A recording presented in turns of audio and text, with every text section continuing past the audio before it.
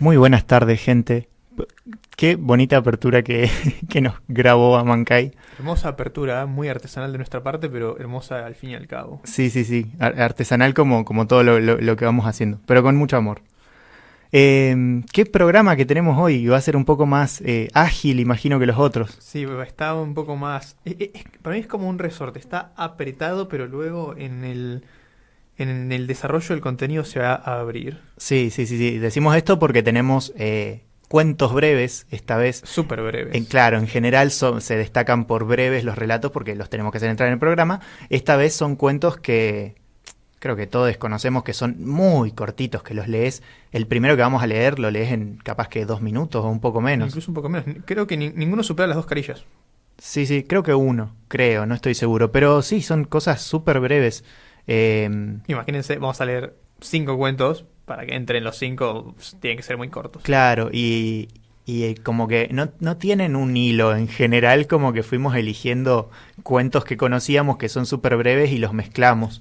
Sí, de hecho este programa surge básicamente porque teníamos un montón de cuentos chiquititos que nos gustaban mucho y que queríamos poner, pero que eran demasiado cortos para hacer un programa sobre ellos. Claro. Y así es como surge la jornada de relatos súper breves volumen 1.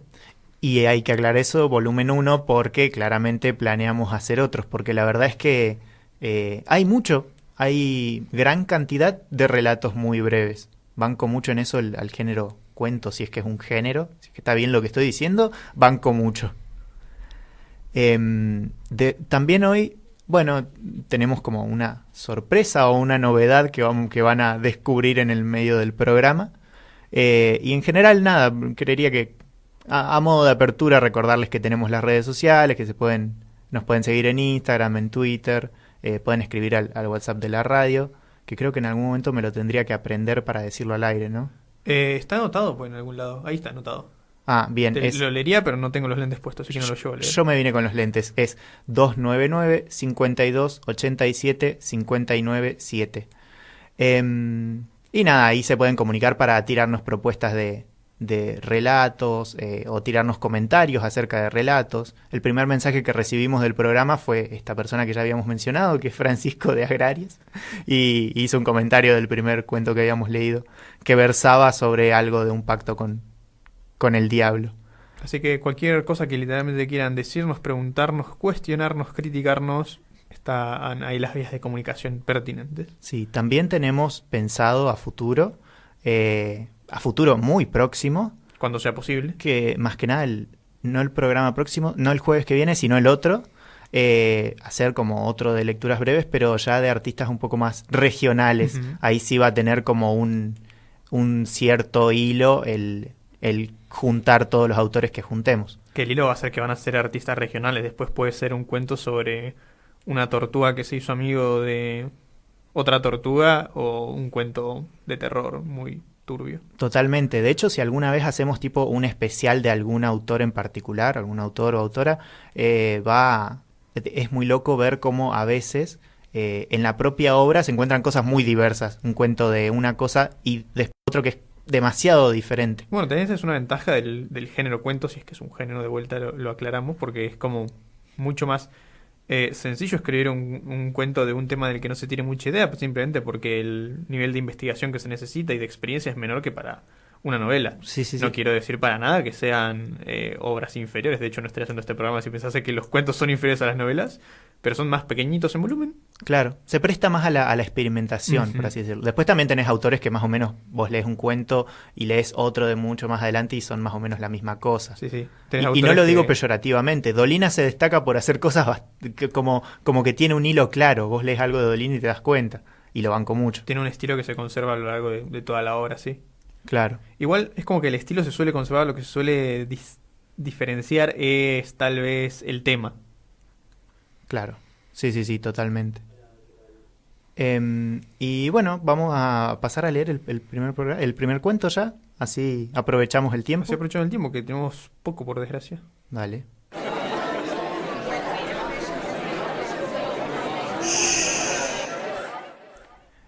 El buitre. Un buitre me picoteaba los pies y me había desgarrado los zapatos y las medias y ahora me picoteaba los pies. Siempre tiraba un picotazo. volaba en círculos amenazadores alrededor y luego continuaba su obra. Pasó un señor, nos miró un rato y me preguntó por qué toleraba al buitre. Estoy indefenso, le dije. Vino y empezó a picotearme, lo quise espantar y hasta proyecté torcerle el pescuezo, pero estos animales son muy fuertes y quería saltarme a la cara. Preferí sacrificar los pies. Ahora están casi hechos pedazos. No se debe atormentar, dijo el señor. Un tiro y es el final del buitre. ¿Verdad?, pregunté. ¿Haría usted eso? Encantado, dijo el señor. No tengo más que ir a casa a buscar mi fusil. ¿Puede aguantar media hora más? No sé, le respondí, y por un instante me quedé rígido de dolor. Después agregué, por favor, pruebe de todos modos. Bueno, dijo el señor, seré tan rápido como pueda. El buitre había escuchado tranquilamente nuestro diálogo y había dejado vagar la mirada entre el señor y yo. Ahora vi que había comprendido todo. Voló un poco más lejos, retrocedió para alcanzar el impulso óptimo y, como un atleta que arroja la jabalina, encajó su pico en mi boca, profundamente. Al caer de espaldas sentí como una liberación, sentí que en mi sangre, que colmaba todas las profundidades y que inundaba todas las riberas, el buitre, irremediablemente, se ahogaba. Bueno, querido Matthew, ese fue el primer cuentillo que no dije el autor, es Franz Kafka, que Kafka se destaca por... ¿Son cuentos sobre cucarachas? Claro, lo que más, sobre cucarachas. claro, lo que más se conoce es su novela, que es La Metamorfosis, la cual no leí. Tampoco la leí. Intenté una vez escuchar un audiolibro de La Metamorfosis, me costó muchísimo, se ve que es más una cosa para leer, por el vocabulario que usa, muy ajeno a nuestra época. Uh-huh. Y nada, la verdad, me encontré con un librito de Kafka en la biblioteca de la universidad, del Comahue, que tiene una recopilación de cuentos y son todos muy cortitos, muy, muy cortitos, y todos muy como potentes, por así decirlo. Como que te transmiten una imagen fuertísima, como en este caso, una persona a la que un buitre está casi asesinando, de hecho lo termina asesinando. Medio un asesinato, medio un suicidio, en algún sentido. Es raro, sí, sí, sí. De hecho, en ese sentido, o sea, lo que más me queda a mí es la sensación de como pensar la relación de esta persona con el buitre. Porque evidentemente estaban relacionados. El buitre le estaba haciendo bosta a los pies, pero no lo estaba matando. Casi que lo estaba torturando. Lo estaba torturando más bien. Y en el momento en el que el buitre se da cuenta, ¿me querés matar? ¿Pediste que vengan a matarme? Bueno, morimos los dos. A mí este cuento me hizo pensar, no sé si es lo que quiera decir Kafka, la verdad tampoco me interesa demasiado, pero me hizo pensar mucho en esas situaciones en donde tenemos una respuesta muy sencilla a un problema y no la tomamos. Claro. Como este hombre que está siendo torturado por un buitre desde hacía anda a saber cuánto tiempo, y cae otro chabón y le dice, ¿crees que te lo mate con mi fusil? Así de rápido, voy, lo busco y ¡pum! Y se acabó el problema. Claro, sí, y sí. mientras tanto el tipo había estado torturado durante una extensión de tiempo indeterminada, pero bastante larga. Totalmente. Bueno, a colación de este cuento, tenemos a nuestro primer invitado. Porque este programa no recibe invitados. No, mentira. Sí planeamos recibir invitados. Por restricciones covidísticas no podemos recibir invitados en estudio. Claro, malo. Totalmente. Pero hicimos una forma ahí, la forma que tenemos actualmente de poder hacerlo, es invitarlo con un audio que nos mandó cariñosamente el día de ayer, después de haber leído el cuento. Así que vamos a escucharlo y después vemos qué le contestamos. Hola, Juanma. Hola, ¿qué tal? Muchas gracias por la invitación. Los sigo de Cemento, muy lindo el programa.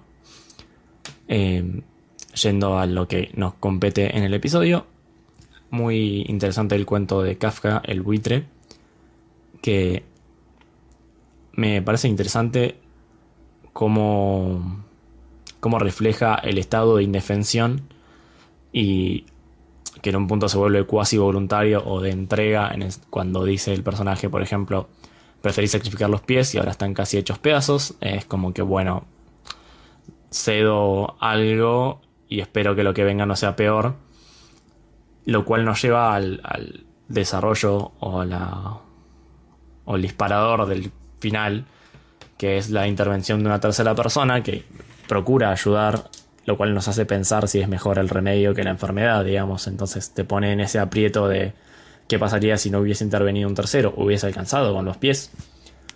Entonces eso que nos lo lleva a ambos, al protagonista, digamos, y al buitre, a un tremendo final, es en primera instancia la intervención de un tercero.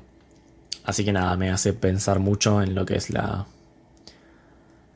metáfora obviamente sobre el poder típico de Kafka, que no nos deja, que nos hace pensar en la paradoja del poder, digamos, sobre cuando uno busca ayuda a alguien que está haciendo o sufriendo alguna especie de injusticia o algo similar, puede llegar a generar una resistencia violenta por parte del poder que incluso puede destruir a ambas fuerzas. Así que nada, fue muy interesante. Muchas gracias, Juanma. Qué aporte tan interesante, la verdad. Sí, totalmente. Yo voy a decir la verdad, nos había enviado este audio ayer, yo no lo quise escuchar para que fuese la reacción más como si estuviese ahí sentado y nos comentara lo que había, Me agrada. lo que había pensado. Yo hice, o sea, yo fui el filtro, yo tenía que revisar que no dijera insultos o cosas así. Claro. Una desgracia. Sí, pero destaco primero una cosa que es medio superflua, pero la destaco. Dijo en un momento como típico de Kafka o algo así, refleja que él sí leyó un poquito más de Kafka que nosotros.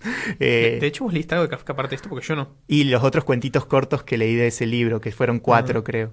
Pero creo, después estuve charlando un rato con Juanma, creo que él leyó la Metamorfosis, por ejemplo, tiene como un contexto un poco más amplio. Tampoco es que es experto, pero es más amplio que lo que nosotros sabemos. Y me da mucha gracia porque si hay algo que destaco de mí, es que soy muy malo entendiendo metáforas. Pero, aclaro, entiendo cosas de las metáforas. El tema es que entiendo cosas que nunca son las que el resto de la gente entiende o que las que pareciera que el autor pretendió ni nada. Soy muy malo en ese sentido. Escucho una canción de Los Redondos y para mí todo tiene un significado y que no tiene nada que ver con nada. De cualquier manera, las canciones de Los Redondos no suelen tener... justo elegiste un ejemplo que no es tan efectivo. Claro, pero bueno, en cualquier canción que tenga alguna metáfora, yo flasheo cualquiera. En ese sentido... me parece muy interesante encontrarme con alguien que como que entendió. Yo tenía lo siguiente, la sensación de que el cuento tenía una metáfora de algo, pero no sabía de qué. Y sigo con esa sensación, ahora obviamente después de haber escuchado a Juanma, como que lo analizo desde ese lado y desde que es una metáfora del poder, pero en algún momento lo tomé como metáfora del sufrimiento o algo de la condición humana en general, porque tiene algo de la relación con que el buitre termina muriendo en el momento en que deciden matarlo. O sea, el chabón decide matar al buitre y muere también. Hay algo ahí como el buitre, yo... Pero bueno, la verdad no entendía nada de la metáfora. Y creo que cuando habíamos charlado tampoco entendíamos mucho. No entendíamos nada.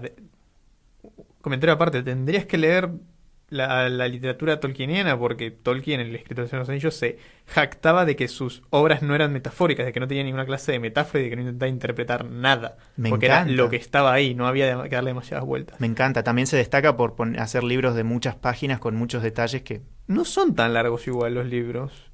Si tiene más de 100 páginas ya es largo. Claro, estoy hablando con vos. Al margen de esto, volviendo a Kafka, me gusta mucho la interpretación de Juanma, primero porque claramente nos está trayendo una mirada más experimentada de Kafka, que tal vez no sea la más experimentada del mundo, pero más experimentada que la mía lo es.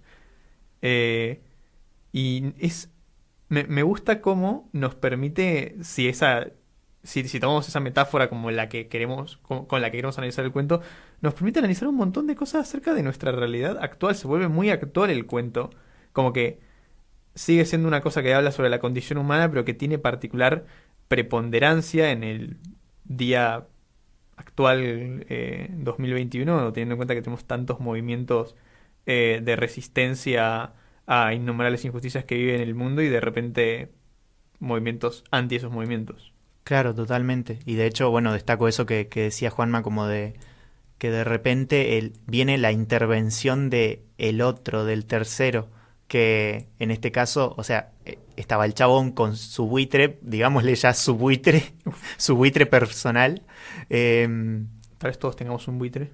Sí, claro, va por ahí. Y el chabón dice como, che, pero es fácil solucionarlo. O sea, le pegamos un tiro y estamos.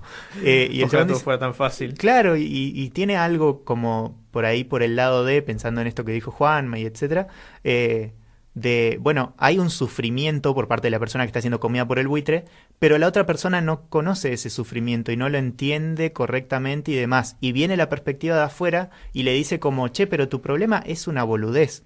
Y el chabón le dice, ah, sí, bueno, a ver, dale, acepto tu solución. Y resulta que la solución termina siendo peor. Habría que ver qué habría pasado en la situación de que el chabón llevase el fusil en ese momento y le pegase un tiro ahí nomás. Claro, bueno, ahí ya... No, ¿Cómo no, funciona la metáfora en ese caso? no, me estás cambiando el cuento. Pero nada, hermoso. La verdad me pareció un muy hermoso cuento. Y muy breve, y lo banco por eso. Ya de por sí, estilísticamente, como digamos, la prosa está muy bonita. Sí. Siempre es algo que hay que destacar, como que nos concentramos a veces mucho en cuestiones metafóricas y cuestiones de análisis y nos olvidamos de que a veces simplemente las cosas gustan porque son bonitas. Claro. Por ahí capaz que nació como una metáfora de algo y después simplemente se puso a jugar con esos personajes que nacieron como metáfora y terminó en una cosa. Vamos entonces, ya de nuevo, vamos a escuchar el shh muchas veces. Vamos de nuevo con el siguiente cuento, no de nuevo, sino con el siguiente cuento.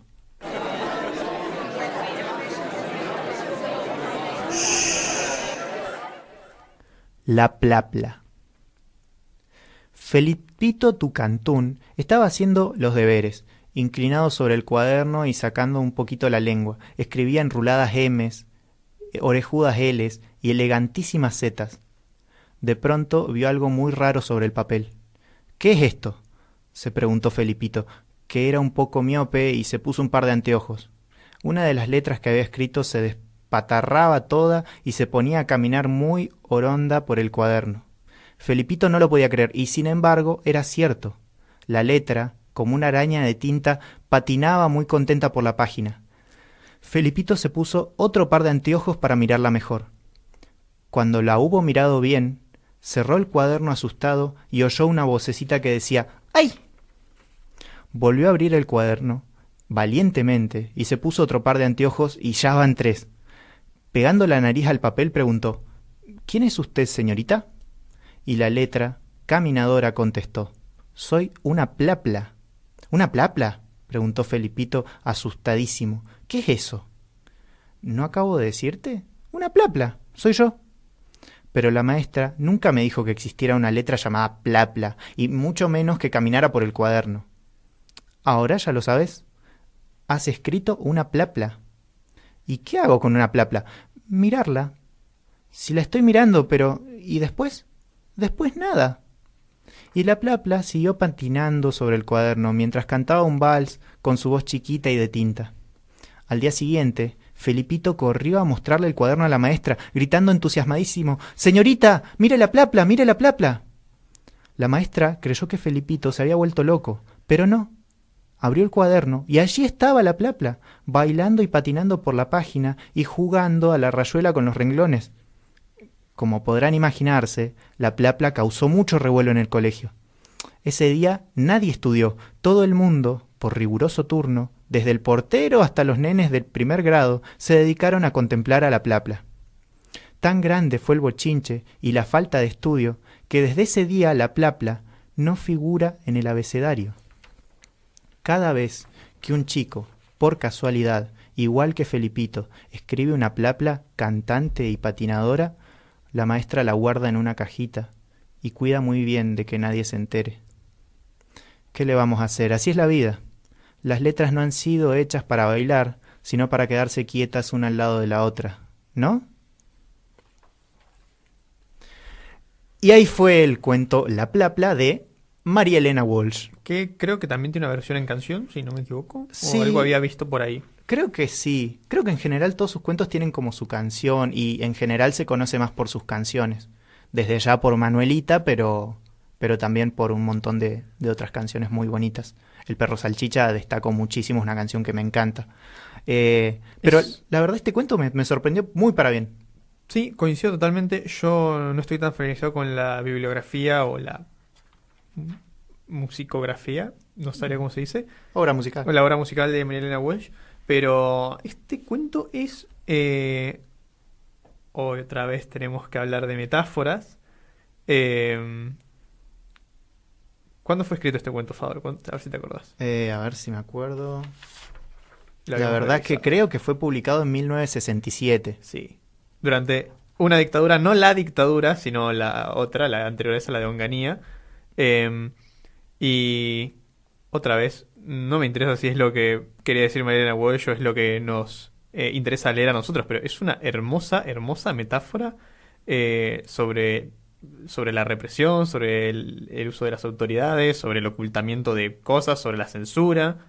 Hay un montón de conceptos que trabajar en un cuentito tan corto y tan inocente en un primer momento. Totalmente. De hecho, se da algo que destaco muchísimo, que también la semana que viene vamos a estar trabajando porque vamos a... Trabajando, mirá la palabra. Porque ¿Nos vamos pagan por esto? ¿A vos te pagan, Fabricio? porque es un cuento que entra como en la categoría de cuentos infantiles. Pero no por eso significa que sea algo ingenuo, que sea tonto, que no tenga méritos, que no, la verdad, en eso no subestimemos a las niñas, y en eso me parece que hizo muy bien y hacen muy bien un montón de autores infantiles que no lo subestiman. De última, habrá una cuestión de estilo que hace que sea un cuento más atractivo para un niño, ¿no? O algo así. Pero la verdad es que es hermoso y es muy profundo y es mucho más profundo que un montón de cosas para adultos, por así decirlo. Recontra Some. Y sí, totalmente la metáfora de... Hay algo muy lindo, coincido con esto de que va muy por el lado de la represión y etcétera. Pobre la maestra, ahí le cayó el trabajo de ser la metáfora de la represión total. Las escuelas Sí, suelen más destacarse que por eso a veces. más que la maestra como la escuela como institución de represión. Claro. Sigamos robando con Foucault. Sí, sí, sí. Pero tiene algo muy lindo para mí de cómo está construido, de cómo yo lo disfruto, el cuento, que es que empieza con un tono muy alegre, muy bonito, de Felipito descubriendo esta nueva letra y como casi creándola, pero descubriéndola y contento y emocionado y que va corriendo con la maestra y le dice, mire, señor, una plapla.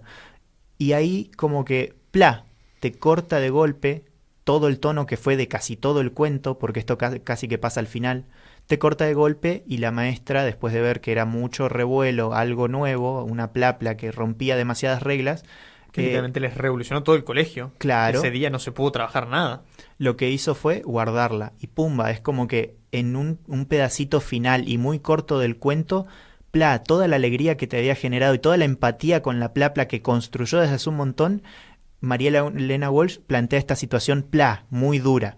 Y obviamente después hace esta reflexión de las letras no han sido hechas para bailar, sino para quedarse quietas al lado una de la otra.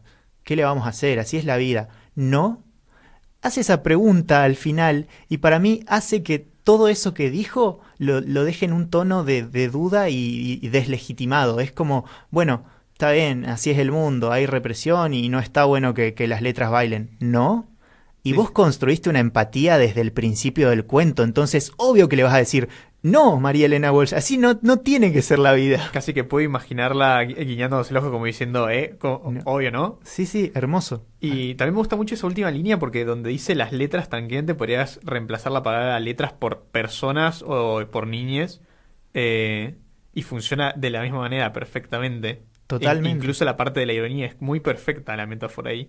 Totalmente. Además, la relación de un niño como Felipito con la escuela es la relación prácticamente con el mundo exterior. Es gran parte de la vida de un niño es la escuela básicamente porque pasamos muchas horas ahí. Entonces, es muy fácil, es una metáfora muy clara, pero muy fuerte. Y me parece, la verdad, hermosa.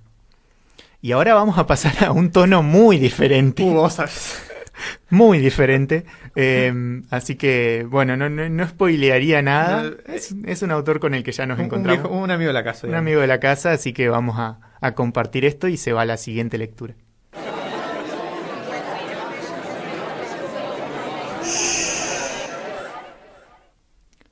La flor del castaño. Se supone, yo no lo afirmaría, pero algunos eruditos nos lo aseguran, que la flor del castaño posee efectivamente el mismo olor que ese prolífico semen que la naturaleza tuvo a bien colocar en los testículos del hombre para la reproducción de sus semejantes. Una tierna damisela, de unos 15 años de edad, que jamás había salido de la casa paterna, se paseaba un día con su madre y con un presumido clérigo por la alameda de castaños, que con la fragancia de sus flores embalsamaban el aire con el sospechoso aroma que acabamos de tomarnos la libertad de mencionar. «Oh, Dios mío, mamá, ese extraño olor», dice la jovencita a su madre sin darse cuenta de dónde procedía. «¿Lo hueles, mamá? Es un olor que conozco». «Cállate, hija, no digas esas cosas, te lo ruego». «¿Y por qué no, mamá? No veo que haya nada de malo en decirte que ese olor no me resulta desconocido, y de eso ya no me cabe la menor duda. Pero, hija, pero mamá, te repito que lo conozco. Padre, le ruego que me diga qué mal hago al asegurarle a mi mamá que conozco ese olor». «Señorita», responde el eclesiástico, acariciándose la papada y aflautando la voz, «no es que haya hecho ningún mal exactamente, pero es que aquí nos hallamos bajo unos castaños y nosotros, los naturalistas, admitimos, en botánica, que la flor del castaño... ¿Que la flor del castaño? Pues bien, señorita, que huele como cuando se practica el amor carnal, y se supone que usted no conoce eso». Me gusta mucho de este cuento que básicamente pasamos de dos hermosas metáforas acerca del poder y la censura y la represión a un chiste de Huasca. Sí, sí. Un chiste de Huasca de 250 años, porque este cuento es de nuestro viejo amigo el Marqués de Sade, como se habrán dado cuenta. Y muy directo, es como muy simple. También es recontra breve y una situación muy amena como la cuenta. Sí. Van caminando, casi que ¿cómo se llama este chabón que hace chistes muy básicos y muy malos? ¿Me estás describiendo? Bueno, sí, gente? Un montón. Cacho no. ¿Cacho Garay? No es justo Cacho Garay, pero bueno, algún humorista de estos medio conocidos hace unos cuantos años que hacían chistes muy básicos. El chiste empezaría así: van caminando la madre, la hija y un clérigo. Y la madre le dice, prácticamente lo contarían así. Bueno, el Marqués de Sade se encarga de convertirlo en un cuento bien contado. Y demuestra que un chiste que puede parecer bastante básico se lo puede contar desde cierta altura. Altura en el sentido no de literal, ¿no? Sino de altura de una utilización de una prosa un poco más compleja. Más agraciada. Igual me puedo imaginar a algún humorista cordobés haciendo un remake de este cuento en forma de stand-up, algo así. Olvídate. Me destaco eso entonces de este cuento, la altura con la que lo cuenta. Y también destaco que para mí el chiste no es de Huasca, como dijiste. Es de la inocencia. Ya lo habíamos contado un poco, pero... Ya hay otro nivel de análisis en esa interpretación del chiste. Pasa que el centro del chiste es contarte, bueno, van caminando en una situación muy amena, la madre, la hija, el clérigo, y se da una situación incómoda, en la cual la hija dice que reconoce ese olor y los dos adultos que saben que tiene olor a semen y la hija no. Entonces es como se da esa cosa de como la inocencia de la niña, que igual tenía 15 años, pero bueno, no sé. Tal vez en esa época diferente, andas a ver. Claro. Pero sí, recuerda mucho a tal vez cuando estás en algún almuerzo familiar con algún primito o algún hermanito, yo no tengo hermanitos menores, pero bueno, primito o lo que sea, y viene y te pregunta alguna pregunta incómoda. Claro, alguna pregunta del orden sexual o algo así. O ves dos perros en la calle copulando, que suele pasar, y un nene pregunta por qué un perro está queriendo saltar al otro o algo así. Creo que estoy citando algo de Los Simpson. Es como esa situación que es un poco humorística, un poco incómoda, justamente porque el niño no está tratando de ser un guaso, sino que es inocencia. Entonces me parece muy simpático y es un chiste que en última instancia, si bien tiene algo ahí de semen y etcétera, es un chiste de inocencia. Bueno, una chica hizo una pregunta muy inocente e incomodó a la madre y al clérigo. También este cuento es un chiste. Me parece bastante piola como para ver cómo algunas cosas que vemos como tabú, por decirlo de alguna manera, cuando te pensás analizarlo durante un ratito deja de ser tan importante. ¿A qué voy con esto? No había ningún... Bueno, tal vez sí, pero si viene un niño de tu familia y te pregunta por alguna cuestión de índole sexual, no hay ningún problema. Generalmente es como, era chiquitito, no sabía lo que estaba preguntando. Como que automáticamente le quitamos peso y relevancia al asunto, como, era un nenito, no sabía. Y si podemos quitarle esa relevancia y esa importancia porque no sabía, porque era un niño, porque no se la podemos quitar de lleno. Tipo, ¿por qué no le podemos decir a un niño desde que pregunta que los perros están pegados porque están luchando? Claro, claro, sí, sí, sí. Sí, totalmente. Hay un montón de cosas que... En general el humor juega con eso, como que toca las cositas que son tabú. Alguien había dicho eso, creo que Freud había dicho eso. Mira, Como que el humor funciona, o si no era Freud, perdona a la persona que lo dijo, yo lo escuché atribuido a Floyd, a Floyd. decí que, A Freud. decí que fue lo que se olvidó de decir Freud y ya fue. Ya fue lo que se olvidó decir Floyd. Floyd. Uf, Bueno, Pink Floyd dice que el humor funciona a través de las cosas que son tabú. Nos reímos de las cosas que no podemos hablar de otra manera. claro, totalmente. Aguante el humor. De hecho, en algún programa tenemos que hacer algo tipo especial humor, a pesar de que ya hemos leído cosas de humor. No solo este cuento, leímos algo de Dolina, que siempre tiene humor mezclado y demás. Pero la posta es que el humor tiene, primero, un valor social importantísimo, un valor vital importantísimo, y está re piola. Es muy divertido, sí. Sí, Ya sí. de por sí es una cosa agradable para el alma. Y bueno, pasamos a leer otro cuentito más. De nuevo van a escuchar el sonido. Espero que no les moleste.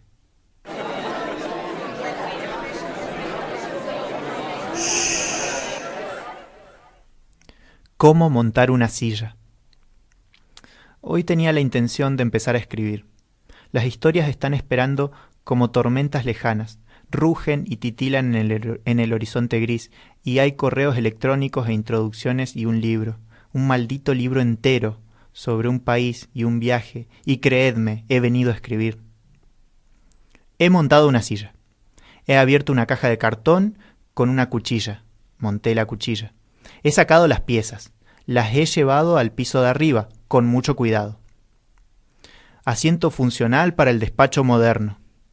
He insertado 5 rueditas en la base. He averiguado que, al encajar, hacen un ruido muy agradable.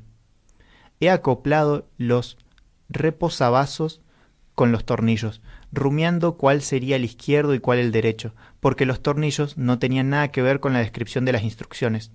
Y luego la base, por debajo del asiento, que se acoplaba con 6 tornillos de 40 milímetros, que eran misteriosamente 6 tornillos de 45 milímetros. Luego el reposacabezas al respaldo, el respaldo al asiento, que es donde empiezan los problemas, porque el tornillo que hay entre ambas piezas se niega a entrar y enroscarse. Hacer todo esto lleva tiempo. Mientras yo monto la silla, Orson Welles es Harry Lime en la vieja radio. Orson conoce a una dama, y a una pitonisa jorobada, y a un hombre gordo, y a un jefe de banda neoyorquina exiliado, y se ha acostado con la dama, resuelto el misterio, leído el guión y cobrado el dinero antes de que yo haya conseguido montar la silla. Escribir un libro se parece un poco a montar una silla. Quizá tendría que incluir advertencias, como las instrucciones de la silla. Una hoja de papel doblada entre las páginas de cada ejemplar que nos advirtiera: solo apto para un usuario. No emplear como taburete o escalera de mano. Si ignora esas advertencias, puede sufrir lesiones graves. Algún día escribiré otro libro, y cuando termine me subiré encima como si fuera un taburete o una escalera de mano, o una vieja escalera de madera apoyada contra el tronco de un ciruelo, en otoño, y me mataré. Pero por ahora atenderé a estas advertencias y acabaré de montar la silla. Bueno, como se acabó de montar la silla, Fabro acabó de leer este poema. Lo encontré referenciado como poema en muchos lugares. Vos sabés que te iba a preguntar, les cuento a la gente que no puede ver, que son todos los que nos están escuchando, que el libro, está escrito raro, por así decirlo. Como que los renglones no llegan al final, hay un renglón para una letra, tiene espacios entre medio, está como raro, que suele destacarse como... O sea, entiendo que todo eso es como un uso poético que tal vez se debería traducir en cómo lo leo y yo no lo sé hacer, o tal vez simplemente es una cuestión estética visual. En cualquier caso, si lo reconocemos como un cuento, como un poema, sería el primer poema que leemos en este programa. Vamos, Así que recuerden que son relatos en general, pueden puede tener el ser formato que sea. cualquier cosa. Bueno, este poema este escrito es de Neil Gaiman, un escritor que a mí personalmente me gusta mucho. Se los recomiendo. Y aquí nos cuenta sobre su experiencia armando una silla. Totalmente. Es muy, muy simple, muy ameno también y muy cotidiano. Me encanta la parte en la que describe Orson Welles es tal y ya hasta resolvió el misterio y yo estoy armando la silla. Como que hay un poco de tedio también mientras la va armando. Un poco de tedio y me gusta la referencia a Orson Welles. Neil Gaiman le cuesta muchísimo no meter referencia a otras cosas en sus escritos. En todos lo hace. Recordemos que Orson Welles, si mal no recuerdo, es el que hizo el famoso programa de radio en el que... En el que la mitad de Estados Unidos pensó que lo está invadiendo una invasión extraterrestre. Exactamente. Sí. Lo siento por la repetición de palabras en esa frasecita.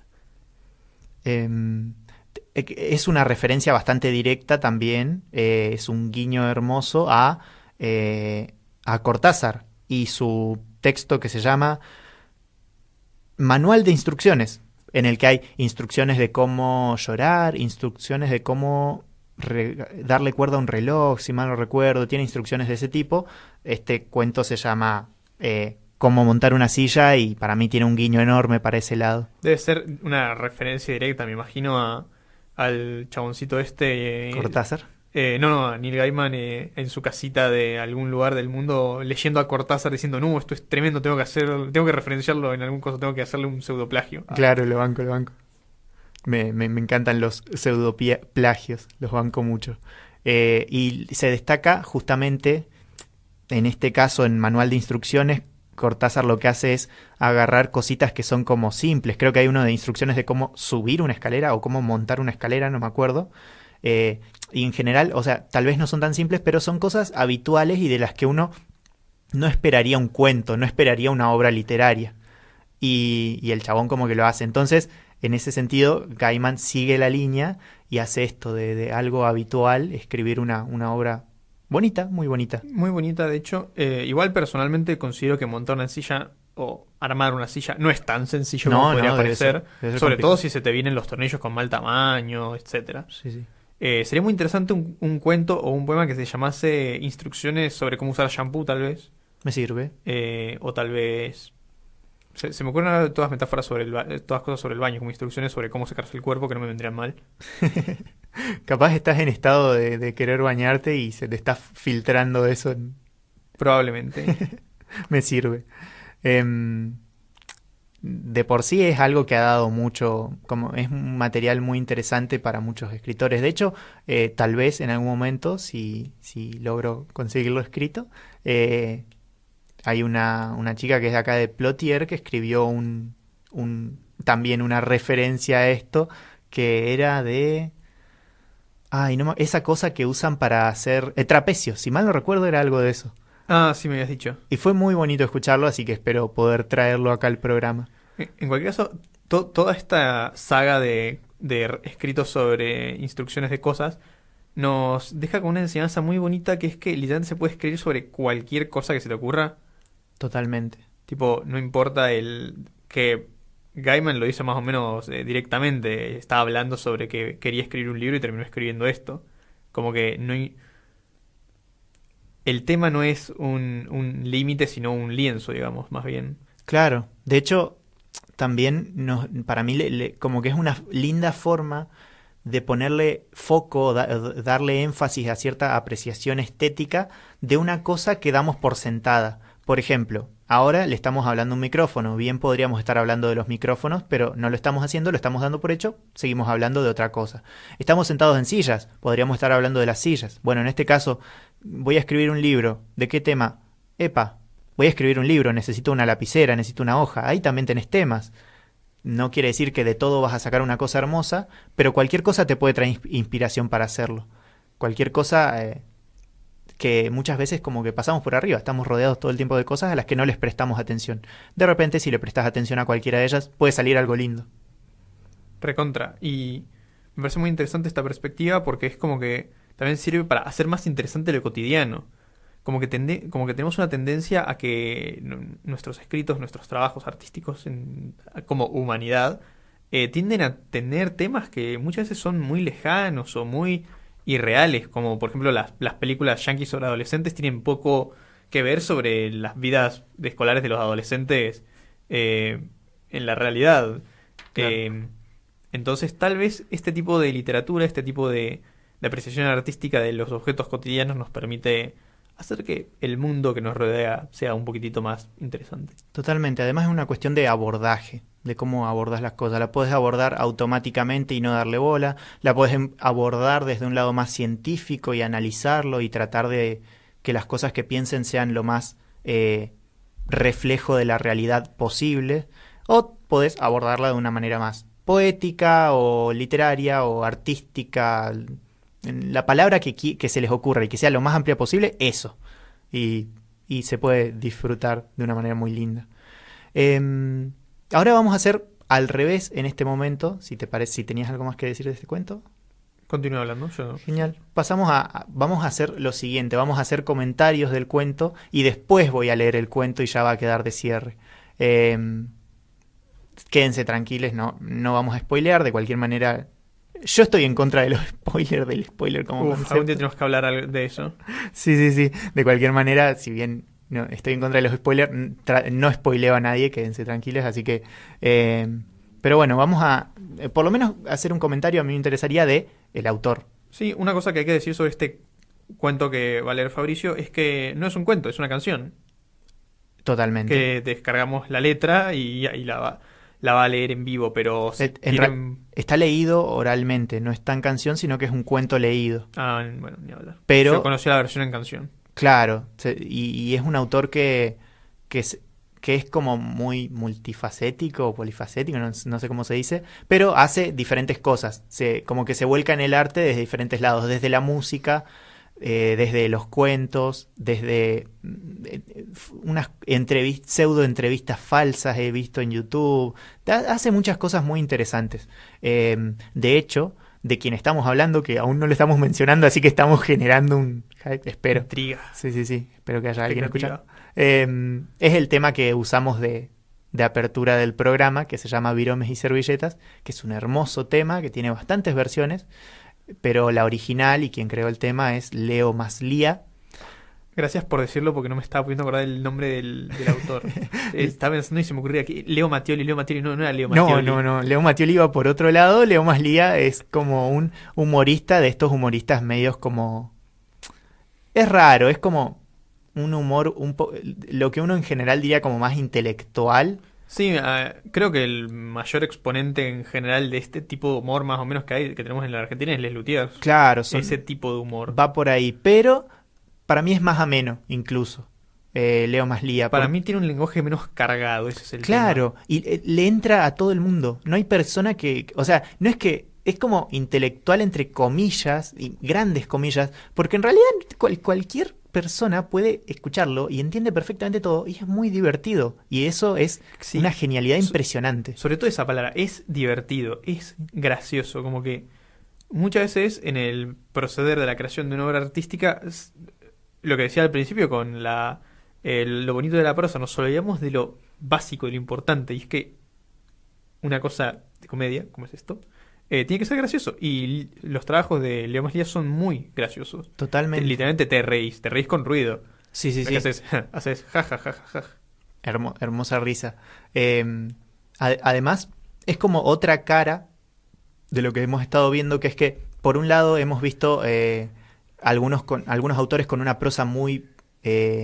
con muchos firulete, con mucha palabra rara, por así decirlo, pero que queda bonita, que es una forma más bonita de describir algo, y le da esto de que algo simple lo podés transformar en una apreciación más bonita.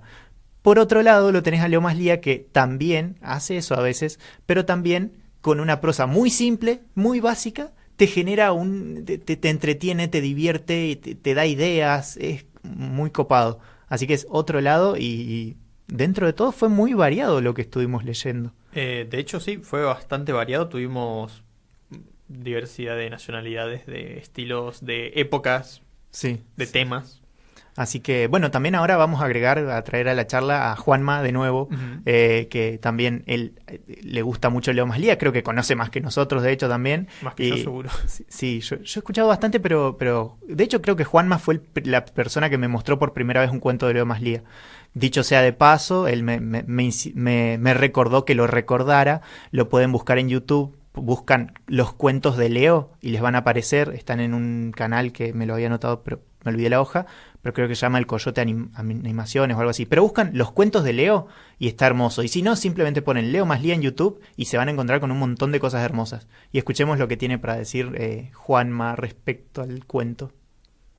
Y sobre Leo Maslía, ¿qué decir sobre Leo Maslía? Porque, como le he dicho a Fabro en otra ocasión, Leo Maslía es un sujeto que me parece que entendió el absurdo, por más absurdo que eso mismo suene, valga la redundancia. Me parece un sujeto muy fascinante y sus cuentos, sus escritos en general son de una calidad de absurdo de otro planeta, me parece. Lo que me gusta mucho de Bifes y Fiambres específicamente es este ritmo que marca, que es un ritmo de otro tipo de relato, porque es muy lento, muy paulatino, da muchas cosas por sentado, los personajes no tienen nada, no hay nada detrás de ese personaje, solo un nombre, porque no hay tiempo tampoco para ello. Entonces se da una situación que desde el principio no tuvo contexto y al final no tuvo contexto, no tuvo profundidad ni nada, y te deja, o al menos a mí me deja con la sensación de que no leí nada, de que pasó ese cuento y que no obtuve nada, pero a la vez no me deja con la sensación de que perdí el tiempo. Me deja con una linda sensación, una sonrisa en la cara, pero a la vez es como decir, ¿qué acabo de leer? Volvés a leer y creo que es lo mismo, leer que no pasó nada, o leer que lo que pasó no te va a cambiar la vida, o que ese universo ficticio es tan irrelevante que se puede hablar en ese nivel de absurdo. Entonces no hay compromiso con nadie porque nadie te importa. Eso me parece maravilloso de Leo Maslía. Tiene la capacidad de hacerte un microuniverso en un par de minutos, o en un par de páginas, no más de 3 incluso, que te dejan con un sabor a poco, pero que te alcanza.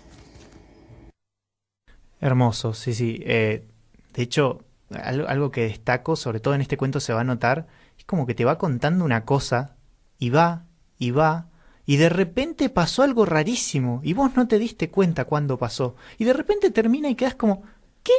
¿Qué acaba de Esa es pasar? la cara con la que te quedas cuando terminas de leer este cuento, sí, de escuchar esta canción también. Sí. No, es muy, muy bello. De hecho, bueno, y hay tantas canciones que recomendaría de él, pero bueno, Corriente Alterna, escúchenla en algún momento, pero bueno, creería que, bueno, esta vez vamos a leer el cuento y cerrar, así que nos despedimos desde ahora y Yo me despido desde ya, que tengan una linda tarde, que disfruten de lo que queda del día y que les vaya muy bien. igualmente. Y escuchen Leo Mattioli. Y pasamos a la lectura del cuento.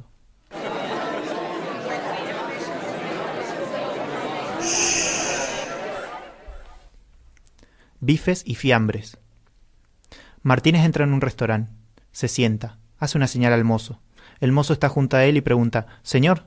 Martínez contesta: «Quisiera un entrecot, pero por favor que esté bien cocido».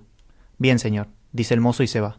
Pero Martínez lo llama de nuevo y le dice: «No me importa que demore, pero a toda costa necesito que el entrecot esté bien cocido». El mozo le contesta: «Bien, señor». Martínez espera, sigue esperando. Hay cambios de gente en las demás mesas. Algunos se van sin ser reemplazados por otros. Va quedando poca gente. El restaurante está más oscuro. Ya no queda nadie en las otras mesas. El mozo se despide del dueño del restaurante que está detrás del mostrador. «Hasta mañana, patrón», le dice, y se va. Martínez se levanta y se dirige al mostrador. «Hace 8 horas que pedí un entrecot», le dice al dueño. Y todavía no me lo sirvieron. El dueño contesta, es que todavía no está pronto. ¿Usted no podría venir mañana a primera hora? Martínez dice, pero señor, yo necesito comer hoy.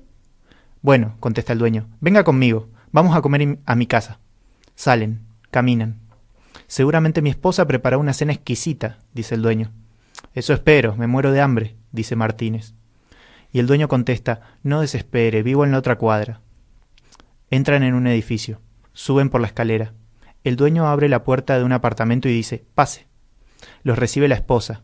El dueño le dice, te presento a uno de nuestros clientes, el señor Martínez, dice Martínez. La mujer le da la mano diciendo, encantada. El dueño le dice, el señor Martínez va a comer con nosotros. Bueno, voy a poner la mesa, contesta la mujer. El dueño le pregunta, ¿qué hay de comer? Y ella dice, soufflé de muérdago. Martínez dice, no me gusta el soufflé de muérdago. La mujer contesta, lo lamento, es lo único que hay. En ese caso me voy. Buenas noches, dice Martínez. Espere, dice el dueño. Estoy en deuda con usted. ¿Qué puedo hacer? Martínez piensa. Ya lo tengo, dice. ¿Qué es? Pregunta el dueño. Martínez le pega una piña que suena ¡soc! El dueño cae. La mujer exclama, ¿qué hace? Martínez le contesta con una cachetada que suena ¡sac! El dueño desde el piso saca un revólver del bolsillo y dispara contra Martínez. Un tiro que suena ¡blam! Martínez cae bañado en sangre. La mujer pregunta, ¿le diste? El dueño contesta, ya ves que sí. La mujer se levanta y pregunta, ¿y ahora qué vas a hacer? El dueño también se levanta. Va donde está el teléfono. Disca un número. Hola, Rodríguez, dice. Oíme, necesito que te hagas una escapada por el restaurante. Sí, mirá, en la plancha hay un entrecot que iba a estar para mañana. Bueno, quiero que lo saques y apagues la cocina. El entrecot no corre más.